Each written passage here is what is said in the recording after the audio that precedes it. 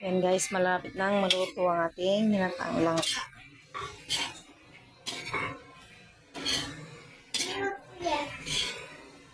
So guys, nilagyan ko na siya ng sili, lilis at laman ng baboy guys. So ayan. So ayan siya guys.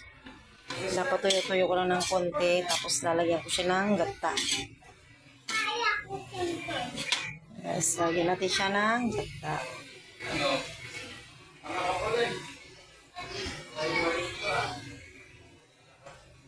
So ayan siya guys. Lagyan natin siya ng gata. So ayan guys, nilagay ko na lahat. Medyo maingay lang guys yung ating bakaran. Balik ko doon sa kanina, ilagay mo sa all data.